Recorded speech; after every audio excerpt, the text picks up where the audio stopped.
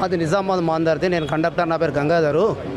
గత గవర్నమెంట్లో అంటే టీఆర్ఎస్ గవర్నమెంట్లో మా ఉద్యోగాలు మ్యాన్ పవర్ తగ్గించాలనే ఉద్దేశంతో చిన్న చిన్న తప్పులకు తీసేసారు. నాదేం తప్పు జరిగిందంటే మాకు టిమ్ మిషన్ ఇచ్చారు టికెట్లు ఇవ్వడానికి. టిమ్ మిషన్ ఇస్తే ఆ టిమ్ మిషన్లో నాసిరకం ఉన్నట్ల అది సక్రమంగా పనిచేయక టికెట్ బయటకు వెళ్ళాక వైట్ పేపర్ వస్తే నేను పెన్నుతో రాసి ఇచ్చిన. సరే అది పొరపాటు కాకపోతే ఏమైతే ఫెయిల్ అయింది కాబట్టి ఎలక్ట్రిక్ వీడియో రాసి ఇవ్వాల్సి వచ్చింది. అది పొరపాటేం కాదు, కాకపోతే చేసినాం. అట్లా చేసేసరికి ఏం చేసినారంటే ముంగట చెక్ అయింది. ఏం చేసినావు, డబ్బులు తీసుకున్నావు, టికెట్ ఇవ్వలేదు అన్నట్టు కేసు రాసిర్రు. సరే చిన్న పొరపాటుకు పెద్ద శిక్ష. మా దాంట్లో చిన్న పొరపాటున డిఎం గారు ఏం చేస్తారు, సస్పెండ్ చేస్తారు. సస్పెండ్ చేసినాక తర్వాత 3 నెలలకు ఎంక్వైరీ చేసి రిమూవ్ చేస్తారు. సరే చాలామంది సస్పెండ్ చేసారు, రిమూవ్ చేశారు. ఈ 78 చరిత్రలో ఎంతోమంది సస్పెన్స్ రిమూవ్ అయ్యారు. కానీ వాళ్ళ పై ఆఫీసర్లు మళ్ళీ లిఫ్ట్ ఇచ్చి మళ్ళీ ఉద్యోగాలకు ఇచ్చారు. కానీ టీఆర్ఎస్ గవర్నమెంట్ ఏం చేసిందంటే చిన్న తప్పైనా పెద్ద తప్పైనా ఏం చూడకుండా అందరినీ రిమూవ్ ఫ్రమ్ సర్వీస్ చేసి పడేశారు. 1వ అప్పీలు, 2వ అప్పీలు, 3వ అప్పీలు ఉంటుంది మాకు. 3వ అప్పీలు ఎక్కడ ఉంటుంది, ఈడీ గారి దగ్గర ఉంటుంది.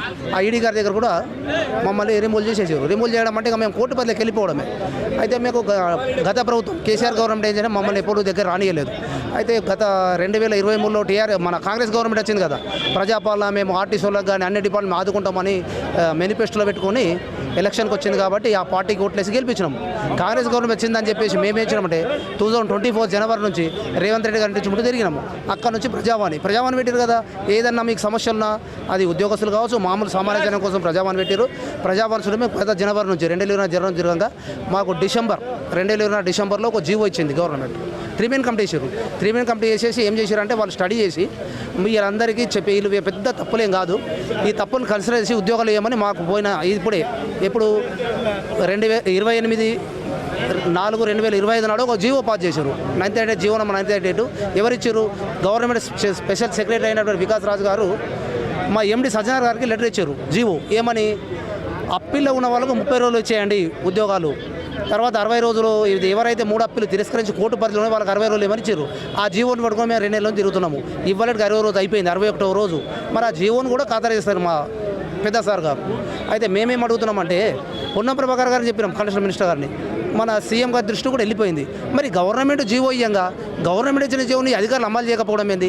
ఇక అది అడగడానికి వచ్చినాము. ఇక్కడ లోపలికి రిప్రజెంటేటివ్ ఇస్తే మీ పని నడుస్తున్నది, ఇంకా బోర్డు సంతకాలు కావాలి, ఇంకా 2 రోజులు పడుతుంది, ఒకే ఒక ఆఫీసర్ సంతకం పెట్టలేడా అవుతుందని చెప్తున్నారు. మరి 60 రోజులు అయిపోయింది. ఇప్పుడు 60 రోజులు అయిపోయినప్పుడు గవర్నమెంట్ కల్పించుకోవాలి కదా. ఒక సంస్థకు అధికారి గవర్నమెంట్ అనేది సుప్రీం, గవర్నమెంట్ ఇచ్చిన జీవనం అమలు చేయకపోవడం మా ఎండి గారు అనేది మా ఉద్దేశము.